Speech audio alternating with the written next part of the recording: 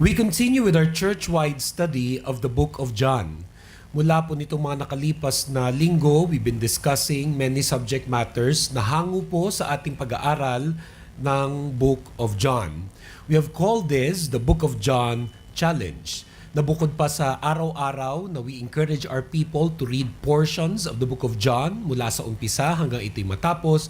Sa lahat din ng ating mga Bible studies, sa lahat ng ating worship services, sinisikap po nating himay-himayin ang mga itinuturo sa atin ng Diyos mula sa the Book of John. Maraming mga topics na relevant to our faith at marami rin mga Bible characters na ini-introduce sa atin ng aklat na ito. People like John the Baptist, pinag-aralan natin yan, Andrew, his brother Peter. And now for today's message, pag-aaralan po natin ang ilang mga lesson hango mula sa mga kwento ni Philip at Nathaniel. Mula sa kwento ni Philip at ni Nathaniel. What can we learn from these men? Lessons we can apply in our daily life, their daily struggles, our daily problems. Lessons we believe that would help us grow in our faith and service to God is the focus of our message for today na pinamagatan po nating lessons from the lives of Philip and Nathaniel. Lessons from the lives of Philip and Nathaniel. Minsan pa po tayo yumuko, pumikit. Let us commit to the Lord the study of His Word. Aming Diyos at aming Ama, nagpapasalamat po kami sa hapong ito na minsan pa pinagsama-sama niyo po kami, mga kapatiran dito sa Dubai, UAE, to worship you.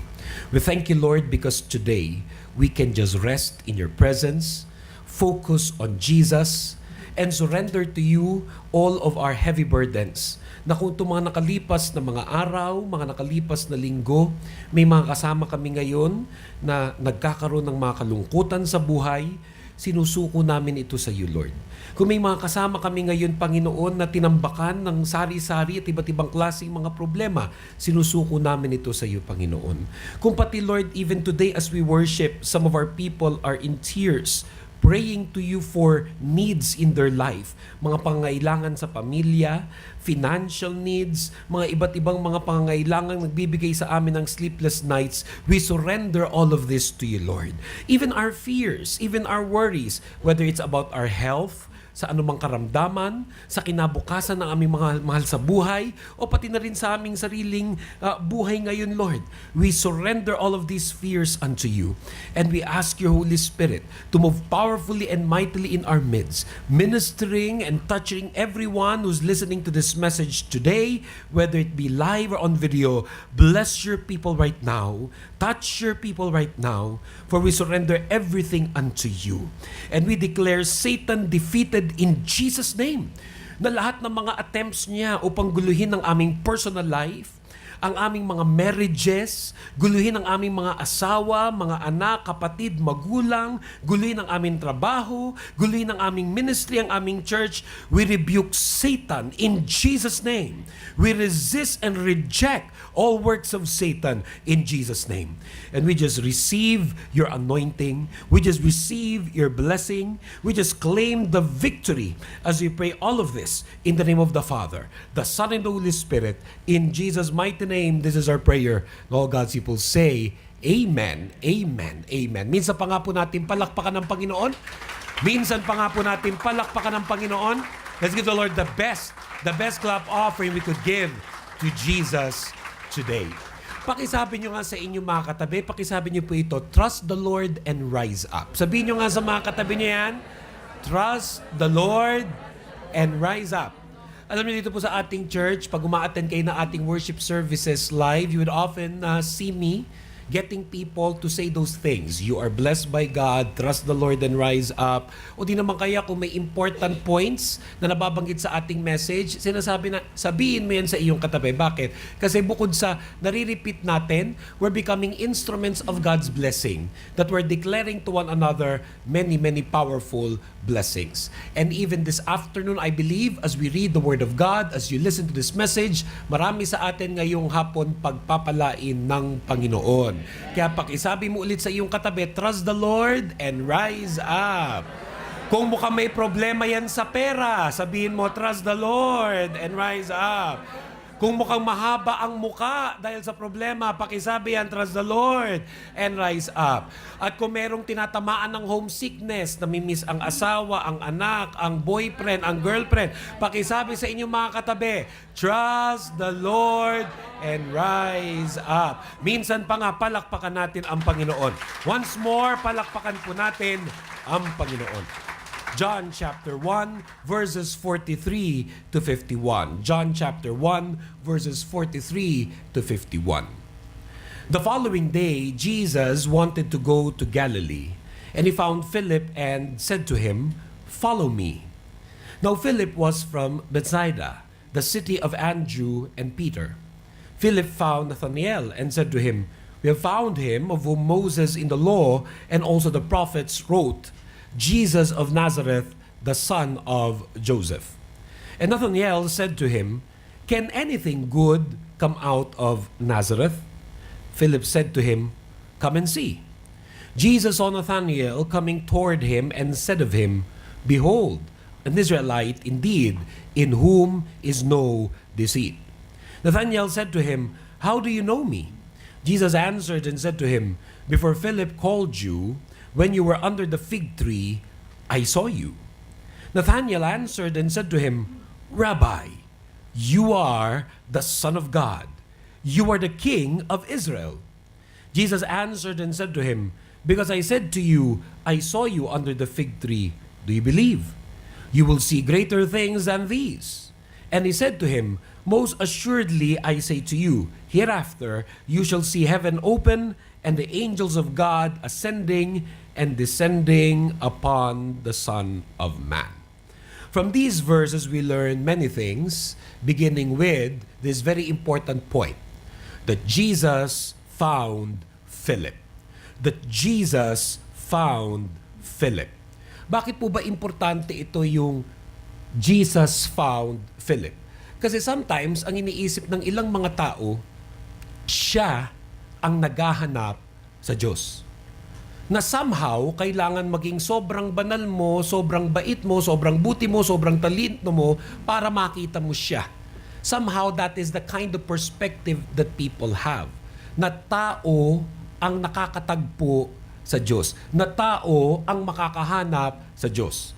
Na sa sobrang bait mo, sobrang banal mo, sobrang talino mo, one day biglang masasabi mo, huli ka God. Nahuli na rin kita sa wakas. Kaya sometimes, this kind of concept continues in the lives of many people with how they believe in God. That it is us who gets to find God. Pero mula dito sa verse or verses sa ating binasa at marami pang aral na ginawa natin recently, unti-unti po nating nare-realize na Diyos yung kumakatagpo sa tao.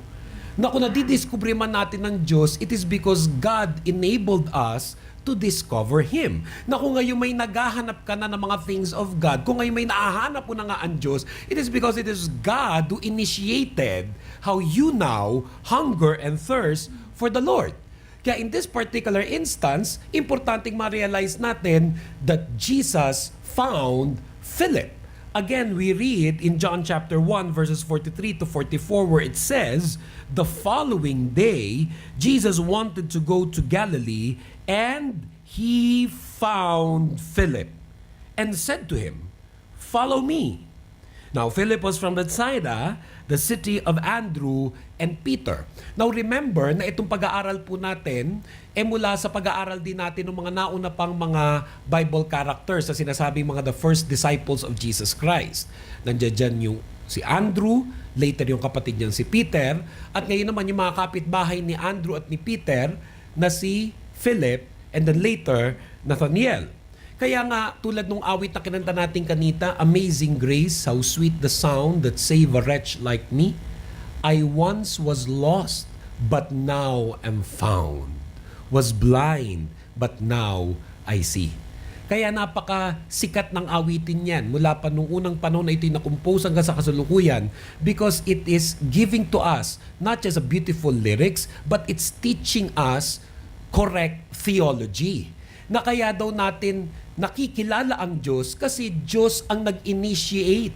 It was God who made it happen. na kung magkakaroon man tayo ngayon ng hunger for the Lord, ng personal relationship with God, lahat ng glory Kanya hindi pwedeng atin. Kasi pag sinundan natin yung nahanap ko na Diyos, edi glory to you. Kasi ikaw yung nakahanap eh. Kaya tuloy iba, nagmamalaki, kaya sa totoo lang, banal-banal, bait-bait ko ngayon, kaya ang lapit-lapit ko sa Diyos eh. Kaya sometimes, some people without knowing, nagiging self-righteous. Kasi, gayahin mo ko, aktibo ko sa church. Gayahin mo ko, ma-attend ako na lahat ng Bible study. Ang dami ko libro nabibili, nababasa. Kaya ngayon, nahanap ko na Diyos. Ang tawag doon, glory to me. Pakisabi mo na lang sa katabi, may buti hindi tayo ganoon. Pakisabi mo sa iyong katabi, buti hindi tayo ganoon. At kung just in case man, medyo napupunta tayo sa ganong direksyon, ito yung magandang paalala, Jesus found Philip. At kung nagkaroon man ng relasyon si Philip kay Jesus, it was because God made it happen. It is God who makes it happen. John chapter 6 verse 44 says, no one can come to me unless the Father who sent me draws him, and I will raise him up at the last day. Again, John chapter 6 verse 44. No one can come to me unless the Father who sent me draws him, and I will raise him up at the last day. Si Jesus yung nagsasalita. So, sabi niya, kung sino man daw ang nakakalapit sa Kanya, nakalapit yun because the Father, God the Father, drew that person to Jesus. Kung meron man daw nakakalapit kay Jesus Christ, noong unang panahon hanggang sa kasalukuyan, noong unang panahon at maging ngayon, ngayong hapong ito sa ating church dito sa Dera Dubai, kung meron man sa atin nandito ngayon, it was the Father who brought you to Jesus. Ginamit man niya ang kaibigan mo, barkada mo, kamag-anak mo, ba't ka naparito ngayon? But at the end of the day, it was the Father who's bringing us to Jesus. What else? 1 Corinthians chapter 12 verse 3, therefore I make known to you that no one speaking by the Spirit of God says Jesus is accursed. And no one can say Jesus is Lord except by the Holy Spirit. No one can say Jesus is Lord except by the Holy Spirit. So kung halimbawa, it is the Father, God the Father, who brings us to Jesus. Eto ka na ngayon at gusto mong isuko ang buhay mo kay Jesus Christ, as gusto mo sabihin, I surrender, Lord. Jesus is my Lord. Jesus is my Savior. Sino man daw ang nag-enable nun? The Holy Spirit of God. God the Holy Spirit. As God the Father brings us to Jesus, it is God the Holy Spirit who is enabling us to say, Jesus is Lord. Alam mo sa simbahan, like ka makakarinig ng mga, halimbawa, awit, like the songs we sang a while ago, Amazing Grace, how sweet the sound that saved a wretch like me. I once was lost, now I'm found, was blind, but now I see. And then you would find some of the people sitting next to you umiiyak. Isang nagtataka kayo, ba't ikaw parang wala ka namang nararamdaman, pero katabi mo, yung iyak na ng iyak. O di kaya merong mga tao, halimbawa kanina kinakantay, Jesus, I believe in you. Iyak din ng iyak. Baka napapaluhod pa sa kanyang pagsamba sa Panginoon. Tapos within the worship service, sometimes people say to us, accept Jesus as Lord and Savior. Say Jesus is Lord. Say Jesus is Lord. Pero bakit may tumatalab yun at meron parang wala namang epekto sa kanya? Isa lang ang sagot dyan. Hindi pa panahon nung isa. Pero nung isa panahon na, yung Espiritu ng Diyos kumikilos na sa kanyang buhay. Bawat lyrics ng kanta may ibig sabihin sa kanya. Bawat verses na binabasa ngayon tumatagos sagad sa buto. Bawat prayer tulad ng I will say, Jesus is Lord, alam mo, nakakarating dun sa langit. Why?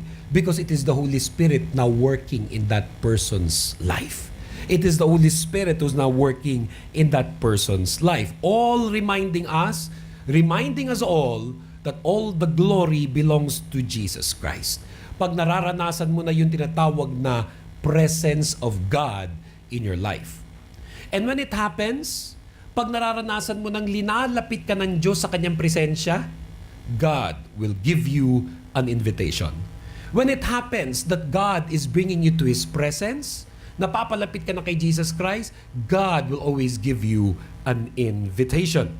Matthew chapter 4 verse 19, and He said to them, follow me as my disciples, accepting me as your master and teacher, and walking the same path of life that I walk, and I will make you fishers of men. Tulad ng sinabi ng Panginoon kay Philip, follow me. Ito sa Matthew 4:19, ganun pa rin, pero inelaborate further kung ano ibig sabihin niyang to follow me. And he said to them, follow me as my disciples, accepting me as your master and teacher, and walking the same path of life that I walk, and I will make you fishers of men. Hindi pwedeng maranasan mo ang Diyos na walang kasunod na imbitasyon. Hindi pwedeng magparamdam sa iyo ang Diyos na wala siyang imbitasyon na kailangan mong gawin. Pwedeng, it's time for you to give up this sin. It's time for you to surrender this hurt. It's time for you to surrender this struggle and obey the Lord. May imbitasyon. And even this afternoon, I believe, some of you here will receive your invitation from God. Even you this afternoon will receive your calling from God. Even this afternoon, you will receive a knock in your heart. Dahil ang gusto ng Panginoon, sabi sa Matthew 11 verse 28 to 30, come to me, all of you who are tired from carrying heavy loads, and I will give you rest. Take my yoke and put it on you, and learn from me, because I am gentle and humble in spirit, and you will find rest. For the yoke I will give you is easy, and the load I will put on you is light. Ang Panginoon, pag pinaparamdam na niya ang Espiritu niya sa iyong buhay, pag ang Panginoon kumikilos sa iyong buhay, ang gusto ng Panginoon, whole package ang gagawin niya sa iyo. Ang gusto ng Panginoon, tawag dyan sa sasakyan, overhaul. Overhaul. Gusto ng Panginoon, ipasok ka sa kasa at pagpasok mo dun sa kasa, titingnan lahat ng diferensya. Ito medyo may konting saltik sa utak to. Yan yung tornilyo nito. Ito mukhang hurting. Ito mukhang sad. Ito mukhang nangihina. Ito mukhang pagod na sa buhay. Ito stress na stress. Kitang-kita sa dami ng mga pimples na nagkalat sa mga mukha niya. Ito kay bata pa lang 30 na pagkakamalan laging 50 dahil sa bugbog sa pagsubok. Ang Panginoon, pag hinipo ka, ang gusto niya, whole package. Ang gusto niya, overhaul. Ang gusto ng Panginoon, come to me. All of you who are tired and heavy loads, and God promises, I will give you rest. Matanong ko kayo, sino sa inyo honestly, sa totoo lang, may mga bagay sa inyong buhay, may mga bagay sa inyong buhay na pagod na kayo? Gaano karami sa inyo ang honest enough to admit, may mga bagay sa buhay niyo, sa totoo lang, pagod na kayo sa bagay na yon? Pakitaas ang kamay yung honest enough to say, come on, raise those hands. And can you look around you, tingnan nyo, marami kayo. Ay, pakisabi nyo, ay marami pala tayo, kapatid. Maraming pagod. Gaano karami dito pagod ng magbayad ng utang? Pakitaas ang kamay. At magsabi ng amen. Pagod na ako, pastor. Sa totoo lang, bukas nga, ayoko na magbayad eh. Kasi pagod na eh. Gusto ko na mamahinga. Gaano karami ang pagod na laging nag-aaway, laging may away sa pamilya, sa mag-asawa, sa bahay. Pakitaas ang kamay. Yung ayaw na niya mga ganyan. Gaano karami sa inyo ang pagod na sa mga trabaho ninyo na kung pwede lang mag-resign kayo bukas, kung pwede lang kumikita nang nasa bahay lang, pakitaas ang kamay. Amen! Praise the Lord. Praise God. At marami pang ibang bagay. Sa totoo lang yan, nagpapagod sa marami sa ating lahat. Bagay sa atin ngayong hapon ang verses na ito. Matthew 11:28 to 30. Kaya kung meron kayong mga cellphones, pakilabas nyo nga ulit ang mga cellphone na yan. Gamitin ang mga smartphone. Picture nito ng lahat ng mga pagod, lahat ng mga hirap. At pagka-picture ninyo ito, sige, pakilabas nyo lahat ng inyong mga cellphones. Everybody, bring it out. Picturean nyo itong verse na to. I-post nyo sa inyong Facebook at ilagay nyo hashtag para sa akin ito. Lagay nyo hashtag para sa akin ito. That's Matthew 11:28 to 30. Take a picture of it, post it on your Facebook accounts, and post it hashtag para sa akin ito. Matthew 11:28 to 30. Come to me, all of you are tired from carrying heavy loads, and I will give you rest. Take my yoke and put it on you, and learn from me. Because I am gentle and humble in spirit, and you will find rest. For the yoke I will give you is easy, and the load I will put on you is light. Nung ang Panginoon natagpuan niya si Philip, yun yung ibig sabihin nung sinabi ng Panginoon kay Philip, follow me. Nung ang Panginoong Jesus natagpuan niya si Philip, yun yung ibig sabihin niya when he said, follow me. Follow me and I will make you fishers of men.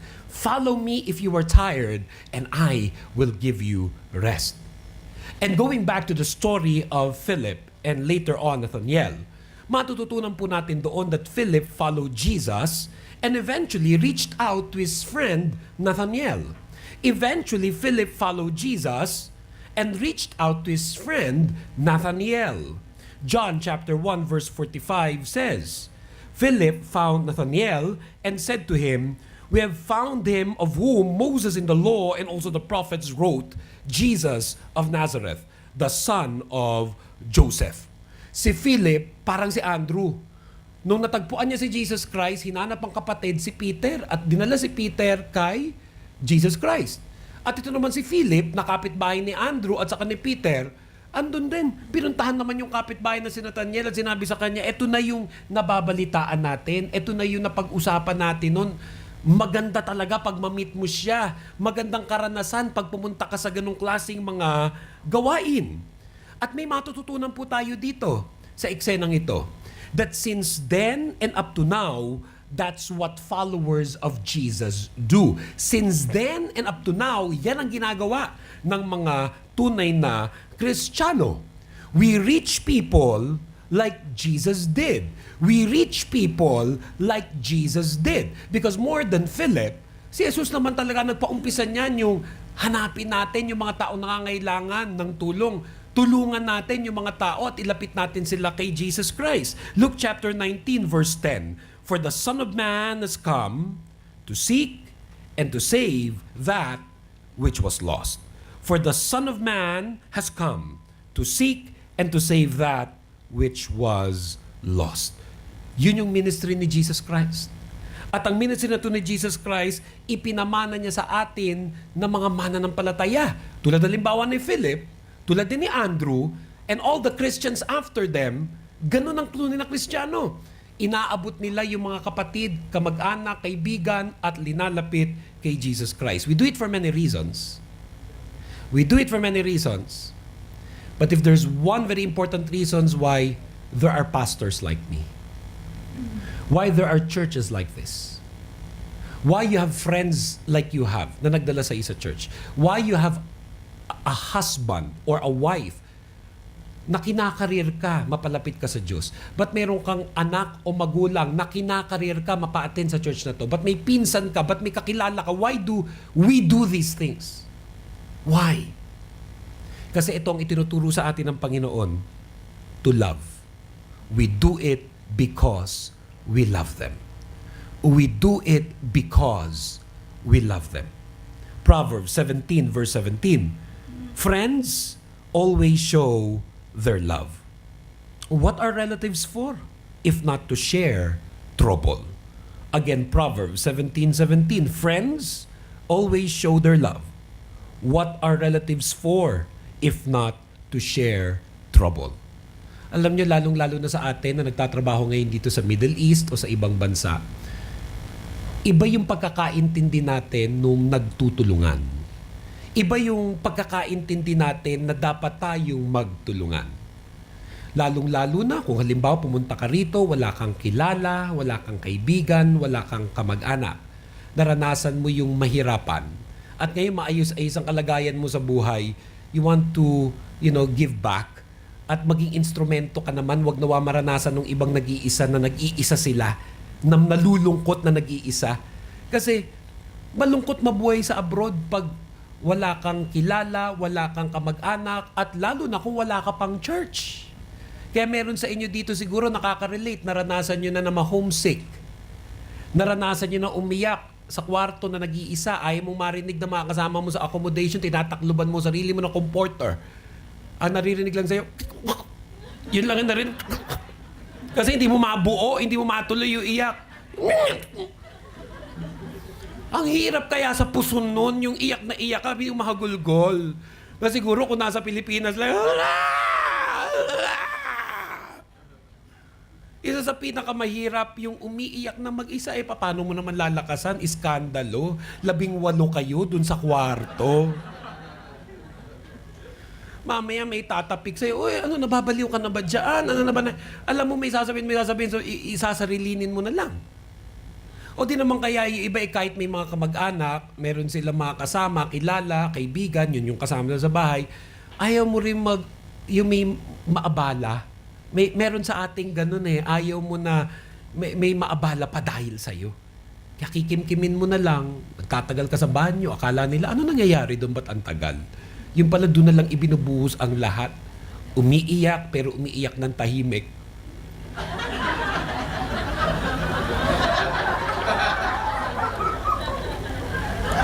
Yung gusto mo talaga sabihin nyo, aping-api ako, kawawa ako, pero hindi mo sabi para ka talagang baliw paglabas mo. Uy, kamusta kayong lahat dyan? Pero ang totoo lang, kaka-eksena mo lang doon sa loob ng banyo. Diyos ko po. Ibang-iba pag napa-abroad ka. Ibang-iba pag nasa abroad ka and you carry the weight of the world. And then nag-iisa ka.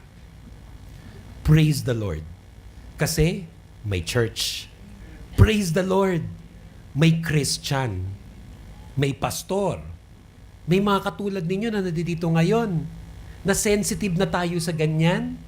Hindi tayo insensitive. In fact, we're always looking at our friends, our relatives, our office mates, and we're looking for opportunities to enter into their lives.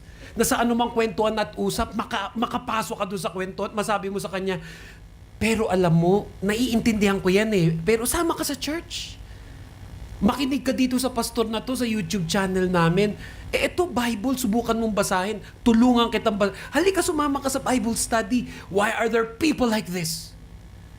Kasi tayo man, naranasan natin yung love ni Lord Tayo man mismo naranasan natin na walang tumutulong, mabigat ang problema, pero ano ang nakaahon sa atin?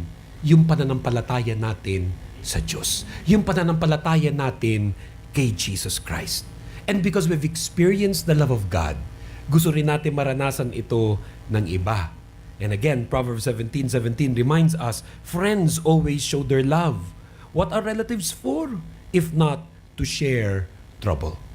And I pray that even this afternoon, kung meron tayong mga bisita who came for the first time, I want to say thank you for accepting the invitation of your friend to come to church.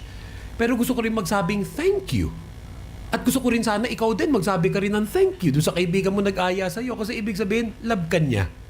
Hindi ka niya inaaya dito para lang dumami tong church namin. No, inaya ka niya kasi love ka niyan. At gusto ka niya mapalapit lalo sa Panginoon. But look at Philip. Look at Philip. Di nakilala niya si Jesus Christ. Noong nakilala niya si Jesus Christ, naging follower siya ni Jesus Christ. Gusto niya ngayon ayain yung mga kapitbahay niya, in this particular case, si Nathaniel, para rin makilala si Jesus.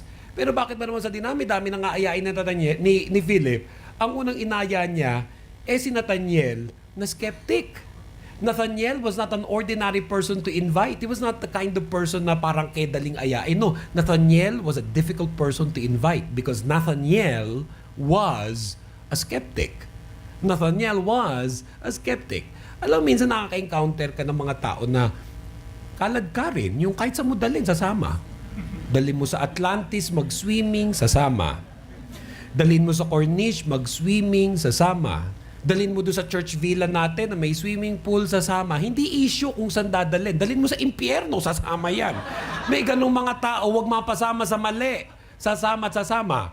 Kaya buti na lang nga ikaw nakilala at napasama sa tama. Napasama sa church, sa Bible study, sa worship service. May mga taong ganon, madaling ayain, walang issue sa kanila. But there are people like Nathaniel na medyo extraordinary. Nathaniel was a skeptic. He was experiencing what is called a spiritual crisis. Nathaniel was experiencing what is called a spiritual crisis. Alam niyo, every now and then people experience this. A spiritual crisis. Pwedeng may pinagdadaanan, pwedeng may nangyayari, tuloy nagiging skeptic ka, and many other things. John 1:46 says, Nathanael said to him, "Can anything good come out of Nazareth?" Philip said to him, "Come and see." Now, why did Nathanael said, "Can anything good come out of Nazareth?" By this particular time, Nazareth is the kind of town that had a bad reputation. When I was a teenager, I had the chance to go to Israel at nabisita ko mismo yung lugar na yan. It is amazing if we're given a chance to visit the Holy Land at yung binabasa mo sa Biblia, makita mo before your eyes. In fact, one of our dreams is probably next year, the year 2017, our church will host and sponsor a trip to the Holy Land.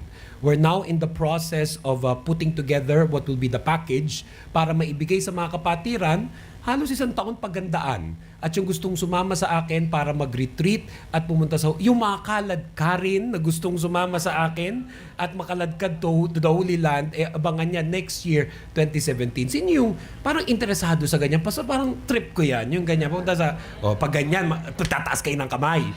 Mga ganyan-ganyan.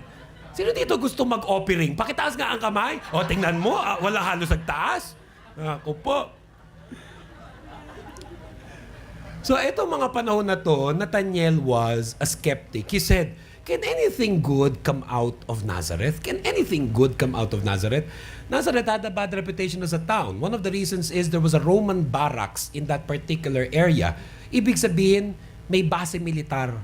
Kumbaga nung araw, Subic Naval Base. Kumbaga nung araw, Clark Air Base, Angeles. So, ibig sabihin, kung may mga sundalo, pagkatapos maraming good time. So, all of that thing gave Nazareth a bad reputation. Kaya kung para sa kanya, taga Nazareth yung Jesus, meron bang mga matinong taong nanggagaling mula dyan? Parang ngayon, saan yan? Taga Satwa. May mga matinubang galing Satwa. Taga saan yan? Taga Dera. May matinubang galing Dera. Taga saan yan? Naip pa talaga. Diba? Yung, minsan meron ka ina-associate sa particular town. And sometimes also we associate a lot of bad things to certain places, certain professions, certain people.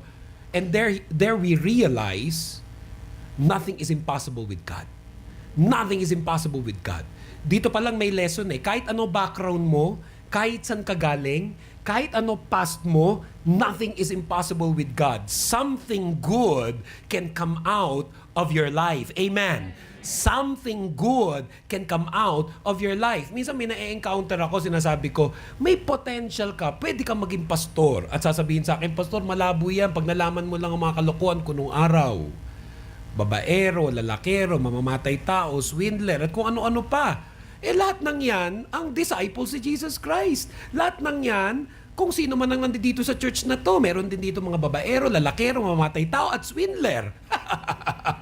Kaya pakisabi mo sa iyong katabi, ikaw ba yung binabanggit ni Pastor? Aling ka doon sa binabanggit ni Pastor. Nothing is impossible with God. Amen. Something good can always come out of you.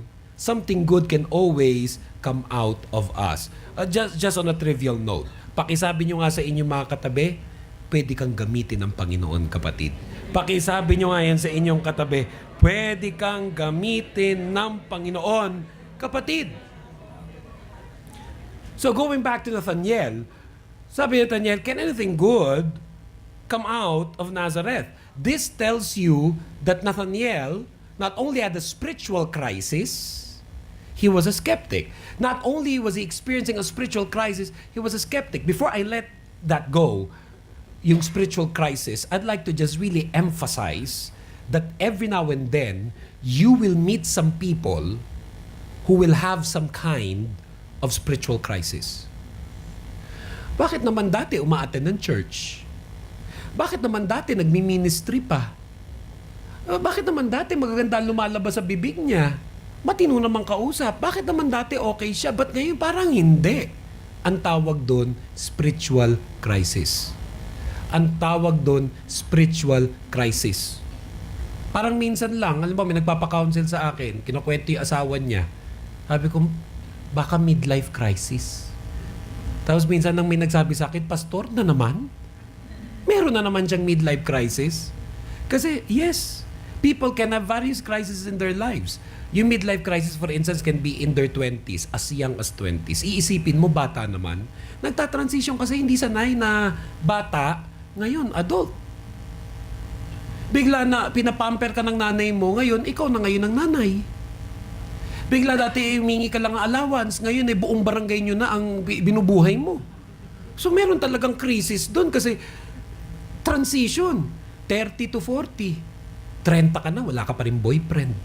30 ka na, wala ka pa rin asawa. Bumibilang ka na, naku, manganganak pa ba ako? Iba yun na lagi iniisip. Yung matres ko, paano ba ito? Kaya pag umaabot na ng 30, 35, 37, meron ka talaga may encounter ng mga babae na kakaiba na yung crisis na nararamdaman kasi yung pressure. Kasi lalo na pa nag-40, sabi nga nila, life begins at 40. Parang yung 40, doon mo mararamdaman yung matanda ka na talaga. Kaya naaawa ko dyan sa mga nagpo-40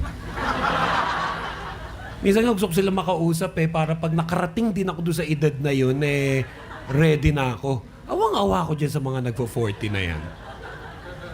Diba? Kasi parang yun yung literal matanda ka na, wala nang paligoy-ligoy ba? Tanda na kuya, tanda na te. So hindi ka na pwede mag-justify ng mga ginagawa mo na walang kakwenta-kwenta kasi matanda ka na, nakakahiya na. Nakakahiya na. Sometimes people in their 50s also. Kasi sabi nga nila, doon na may menopause in women or kahit sa mga lalaki, yung nag-iiba na ang kanilang mga demeanor. So at different segments of people's life, pwedeng magkaroon ng crisis. Pwede rin namang hindi magkaroon, ha? Pwedeng magkaroon, pwede rin hindi magkaroon. Depende sa relasyon mo sa Diyos. Ako'y naniniwala na pag ikay may malalim na relasyon sa Diyos, hindi pwedeng lagi ka na lang may krisis. Kaya pag may mga tao may krisis kahapon, may krisis na naman ngayon, may problema relasyon mo sa Diyos. Dahil paano meron ka malalim na relasyon sa Diyos, hindi ka niya matulungan, makaahon sa lahat ng mga pinagdadaanan mo sa buhay? Cannot be. It doesn't compute. Hindi ang Diyos ang may problema ka. Hindi mo isinusuko ang lahat-lahat sa Panginoon.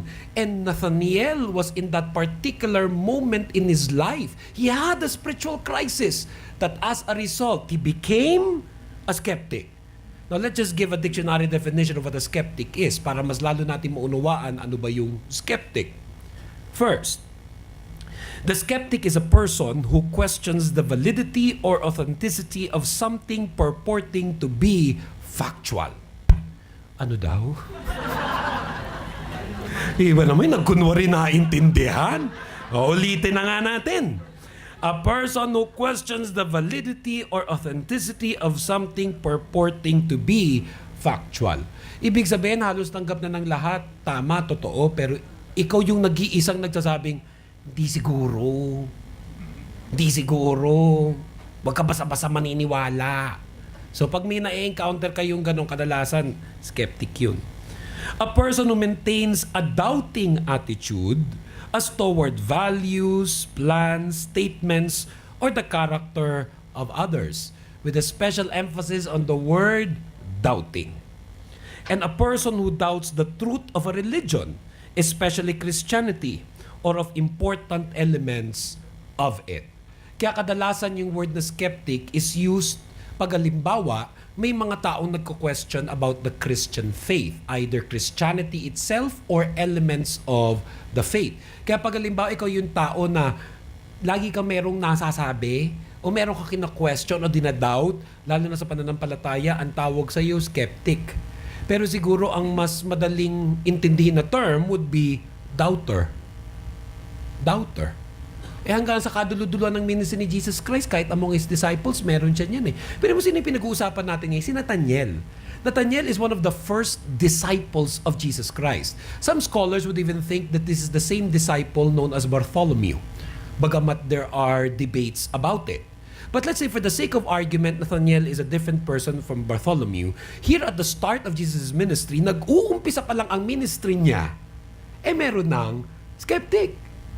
At pagkatapos nung marami na niyang ginawa, turned water into wine, nagpakain ng libu-libong tao, mga bingi, bulag, gumaling, patay, nabuhay. Kung sa kaduluduluhan, meron pa rin siya isang disciple na ganon, si Thomas. Si Thomas. So, yung pagdadoubt, maraming Kristiyano, yan ang sakit. Yung pagda-doubt, maraming Kristiyano, ganyan, doubter. Kaya magtataka ka pa kung bakit nila hindi lubos nararanasan ang biyaya o blessing ng Panginoon. But besides skepticism, and besides being a skeptic, meron pang kamag-anak yan. May kamag-anak yan, yung skeptic, na nagsastruggle with matters of faith. Sino mga kamag-anak niyan? The pessimist. The pessimist. Halos katulad din niya. Hindi peste ha, pessimist. Okay? Iba yung peste, iba yung pessimist. So, ang kamag-anak ng skeptic, the pessimist.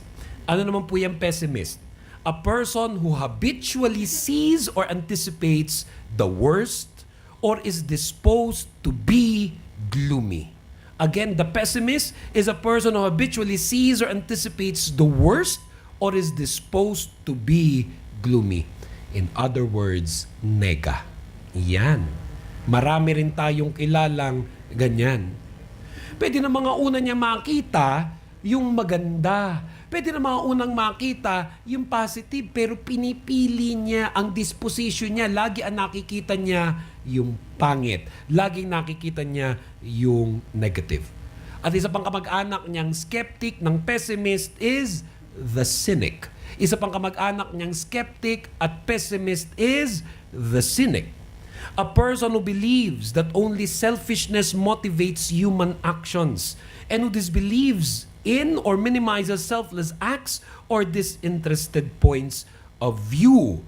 Again, a person who believes that only selfishness motivates human actions and who disbelieves in or minimizes selfless acts or disinterested points of view. A person who shows or expresses a bitterly or sneeringly cynical attitude.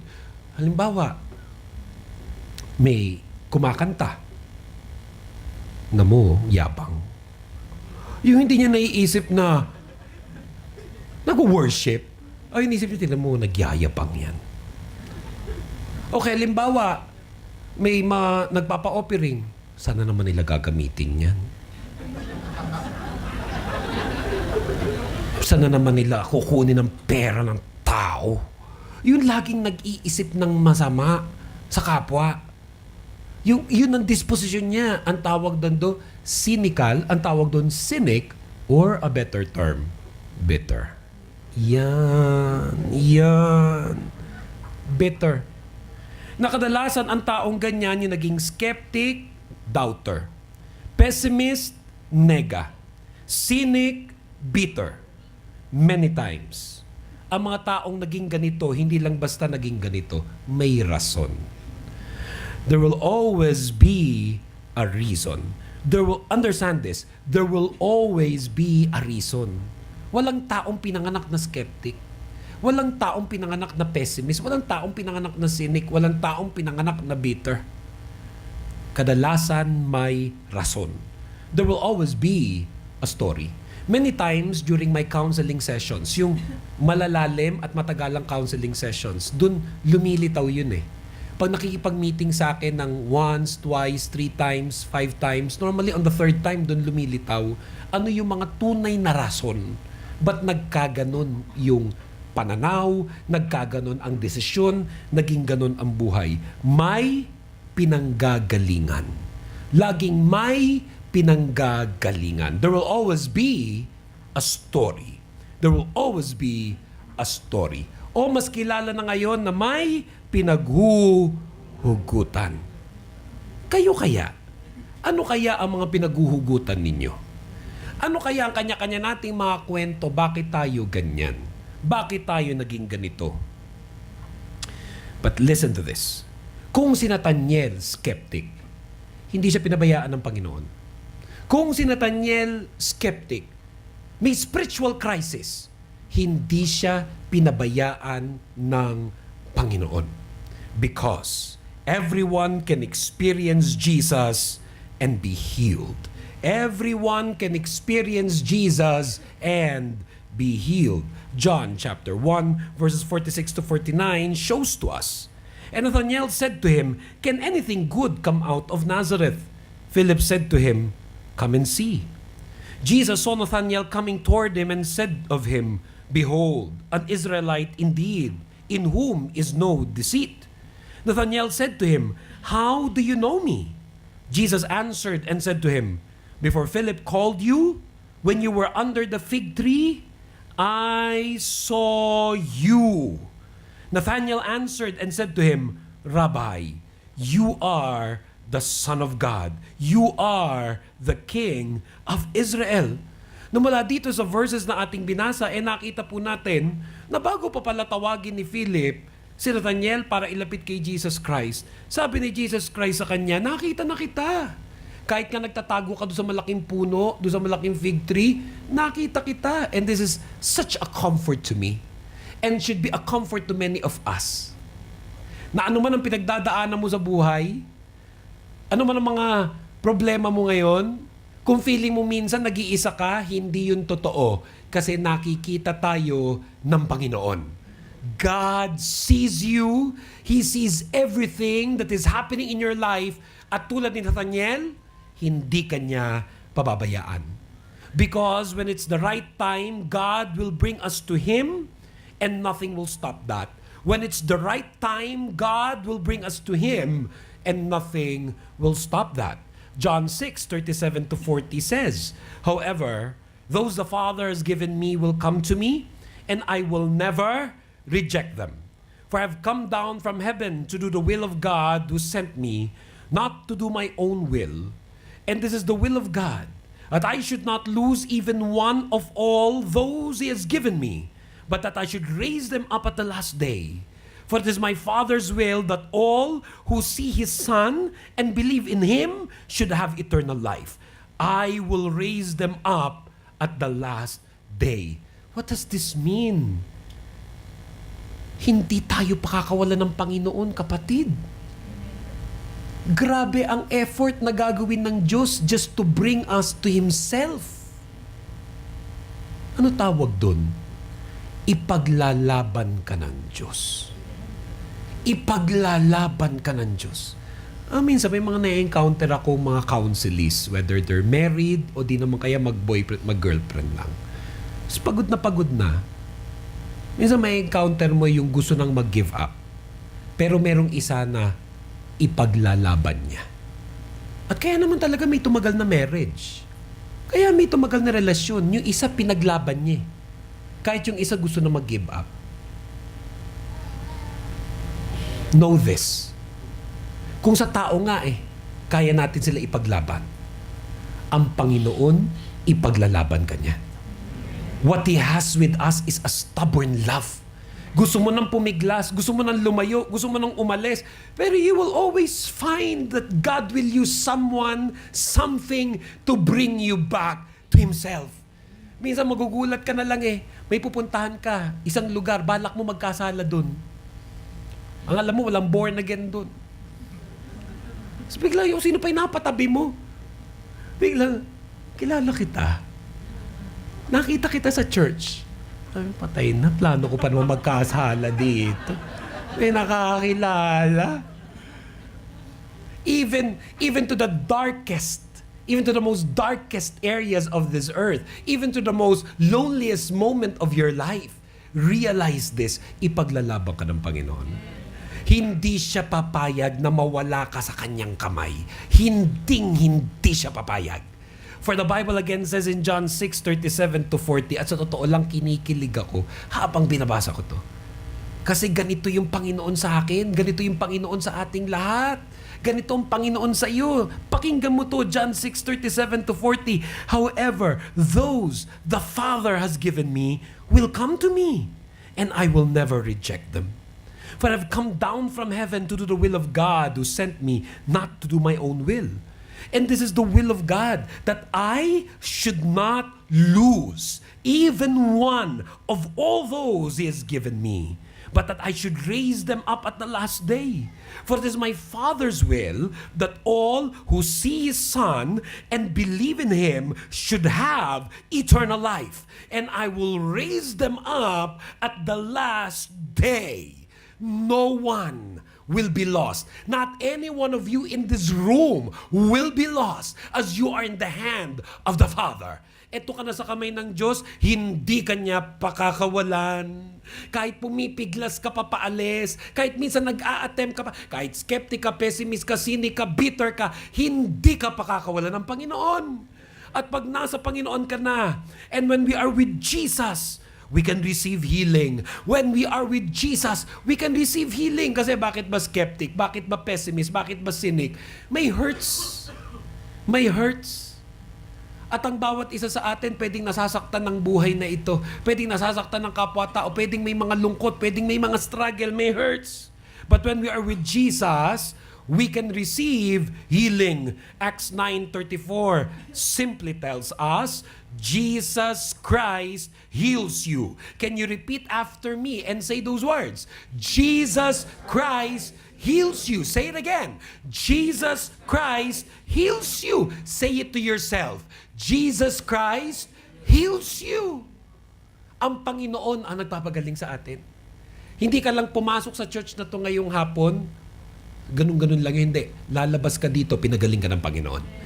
Hindi ka lang pumasok dito, may mabigat na problema, paglabas mo, bigat pa rin, hindi. Lalabas ka dito, God will give you your rest. God will give you your strength. Because when we are with Jesus, we can receive many blessings. When we are with Jesus, we can receive many blessings. Ephesians chapter 1 verse 3, praise be to the God and Father of our Lord Jesus Christ, who has blessed us in the heavenly realms with every spiritual blessing in Christ. Kaya dito sa church, umpisa pa lang, pinapasabi ko na, sabihin nyo, you are blessed by God. You are blessed by God. You are blessed by God. Huwag kang pumayag na mabuhay na talunan. Huwag ka pumayag na mabuhay na malungkot. Huwag ka pumayag na mabuhay na hindi ka malapit sa Diyos. Huwag ka pumayag na mabuhay na hindi matagumpay.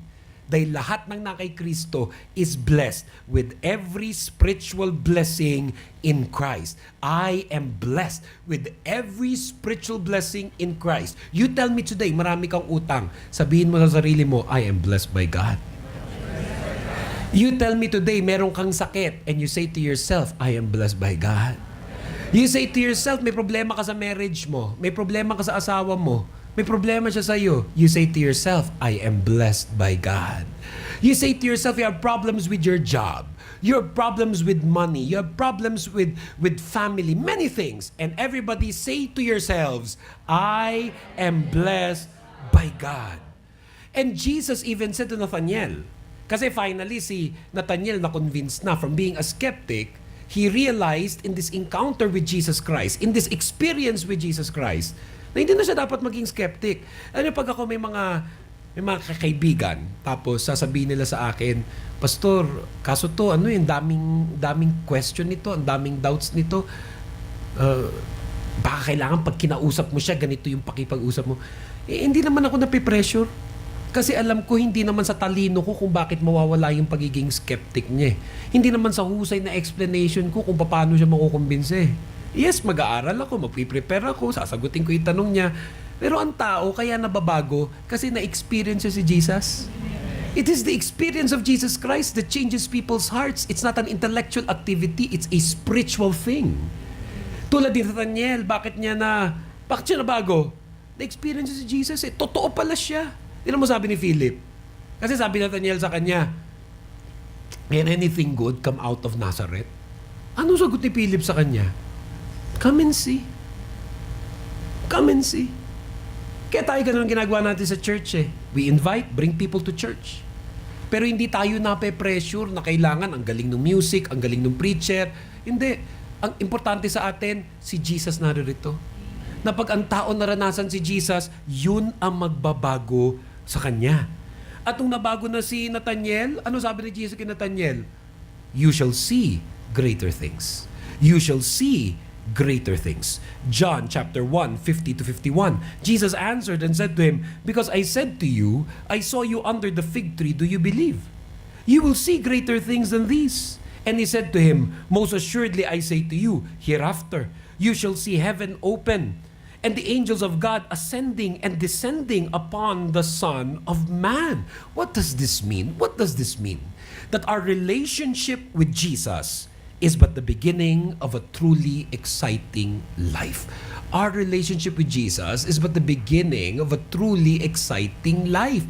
Naniniwala ako dyan dahil sabi sa Biblia in 1 Corinthians chapter 2 verse 9 to 10, "But as it is written, what no eye has seen, nor ear heard, nor the heart of man imagined, what God has prepared for those who love Him. These things God has revealed to us through the Spirit. For the Spirit searches everything, even the depths of God." What no eye has seen, what no ear has heard, what no mind has conceived. Grabe daw, i-prepare ng Lord para sa atin. Kaya, tayo bilang church at ako bilang pastor, I don't just preach to people, God will bless you eh. Kasi given na yun eh. Pag may relationship ka kay Jesus Christ, God will bless you. Given na yun. Pero nalulungkot ako para sa maraming mga Kristiyano na umaattend ng church, kahit nitong church na to at kahit iba pang church, pero hindi exciting ang buhay nila. Pag eto na naman yung problema, pagsak na naman. Pag eto na naman yung tukso, bumibigay na naman. Kasi alam mo, walang kagana-gana yung pananampalataya nila. Lungkot na lungkot ako sa ganong Kristiyano kasi hindi dapat ganon. Hindi ganon yung buhay na ipinangako ng Diyos sa isang totoong Kristiyano. Dahil ang tunay na Kristiyano will live a truly exciting life. A true believer of Jesus Christ will live a truly exciting life. I've been a pastor for almost 25 years. Etong church na to, mula na nagsimula, almost 4 years. And I can tell from my own testimony that I've lived a truly exciting life. Mag-aabogado ako dapat, pero hindi ako nag-abogado dahil ako'y tinawag magpastor. Mula noon hanggang ngayon, wala akong ka-regret-regret. At yan din ang sasabihin sa inyo ng maraming mga pastor na katulad ko na tinawag ng Diyos na naglilingkod sa iba't ibang panig ng mundo. We are living a truly exciting life. It's not a perfect life. Kahit din naman yung disciples si Jesus Christ eh. Marami sa kanila, they lived an exciting life, an adventurous life, but nearly all of them died tragically. Halos lahat sa kanila, either pinako, binitin ng patiwarek, binalatan. May mga pastor na ganun. Pero it doesn't deny the fact that they lived a truly exciting life. Lahat naman tayo mamamatay eh. Hindi nga natin alam kung katabi mo, bukas patayan eh. Lahat tayo mamamatay. Every time na nagse-celebrate tayo ng happy birthday, tatandaan nyo to, pag hindi ka na teenager, pag 20 ka na, yung happy birthday, ang ibig sabihin, palapit na sa hukay yun. Pwede lalo na pag 30, lalo na pag 40. Sige nga, magbilang kayo. Ilang taon nung namatay ang mga magulang ninyo? Ilang taon na namatay ang mga uncle ninyo? Ilang taon na namatay ang mga... Namamatay ang tao. Ano na lang natin, pinapasaya, di ba yung happy birthday to you, happy birthday. Pang 5 years old yun. Pag 12 years old, pang 18. Kasi, di ba? Magdidibu. Wow. 18 roses.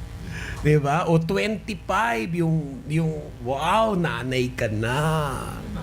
Pero ba yung mga 35 na, 38, 30, palapit na sa hukay yan. Diba? Minsan dapat siguro palitan yung happy birthday to you eh. Malapit ka na sa hukay, lapit na sa hukay, lapit na sa hukay. Ang tao na mamatay, amen! Hindi niya yan mariresist. Malungkot, sad, we don't like to be morbid, we don't look forward to it, but that is the truth. But how did you live your life? Kahit ano naman yung pagkamatay eh. Ano ba gusto nyo kamatay? Natutulog lang? Di ba kahit din naman kayo, ayaw nyo yun? Kasi nga natatakot kayo. Baka pag natulog, mamatay na agad. Naalala ko noon, namatay si Rico yan eh. Kami magpinsan, hindi natulog talaga nung araw na yun eh. Takot kami. Nagtawagan kami, sabi niya, natulog ko. Hindi ako natulog kasi natulog lang daw si Rico yan, namatay. Yung bang na-aksidente, ayaw din natin, inatake sa puso, bigla naman. Di ba sabi nga nila eh, alam mo yung atake sa puso, traitor talaga yan. Akala mo magto-toilet lang. Marami kaya ganun. Akala magto-toilet lang. Pagkatapos sa ikatlong step,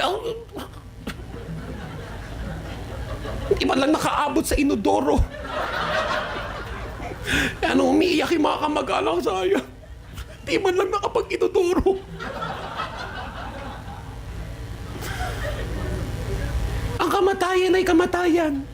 Kahit sabihin mo may magandang kamatayan, pangit na kamatayan, ang point lang is, how did you live your life? Kaya nung minsan may nagsabi sa akin sa mga kamag-anak ko na meron daw silang pastor nung araw, namatay nung nagpipreach. Inatake sa puso. Kasi sigaw ng sigaw. Kaya ako hindi ako sumisigaw pa nagpipreach. Pansinin nyo. Pansinin nyo yan.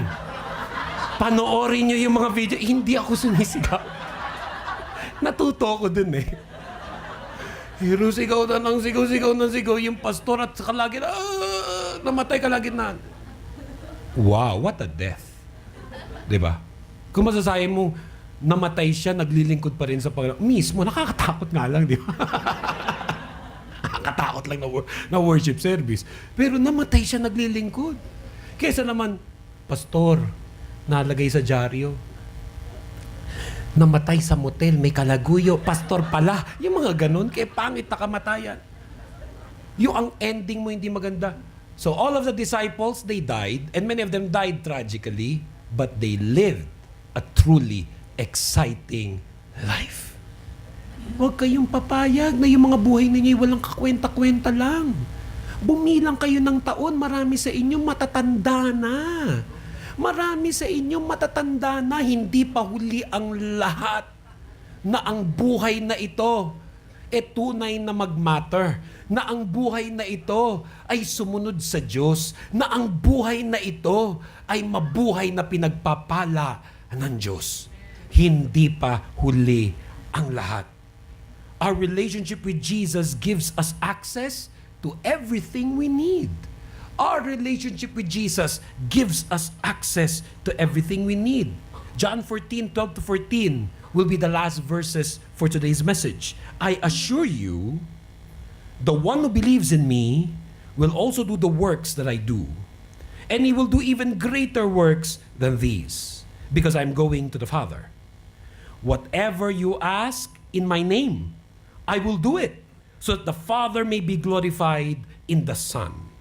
If you ask me anything in my name, I will do it.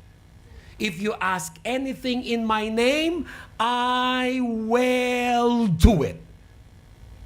Yun yung ibig sabihin ni Jesus kay Nathaniel. Nung sinabi niyang, bumilib ka na kasi doon sa sinabi ko. Pero wala pa yun. Sabi ni Nathaniel sa kanya, you will see greater things than this. May mga blessings ka na naranasan sa buhay, wala pa yun. Marami ka pang malulupit na biyaya na gusto ng Diyos maranasan mo sa iyong buhay. Huwag kang pumayag na hindi mo maranasan all the blessings that God has in store for you. As we end this message this afternoon, the challenge for us tonight is this: believe and receive. The challenge for us tonight is this: believe and receive. Can you repeat those words after me, please? Believe and receive.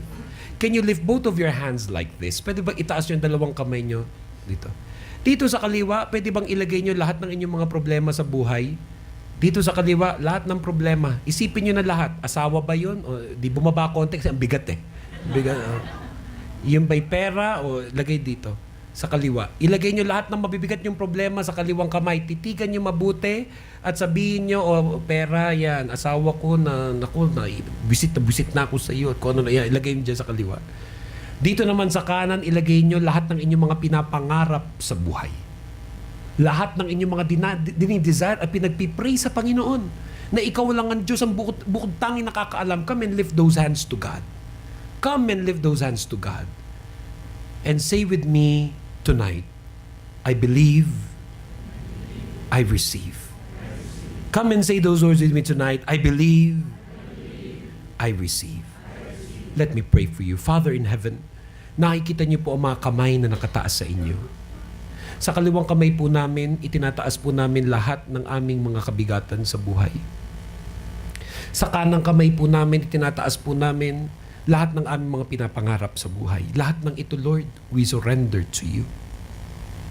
Minsan, Panginoon, na-frustrate na kami, nadi-disappoint kami, minsan nag-give up na kami. But tonight, we're reminded by the message that we can believe and we can receive from you. And we invite you, Holy Spirit, to minister to your people. We invite you, Holy Spirit, to touch us. Touch us. Kung nawawalan kami ng faith, nanghihina ang faith namin, touch us, Lord. Restore our faith. Increase our faith.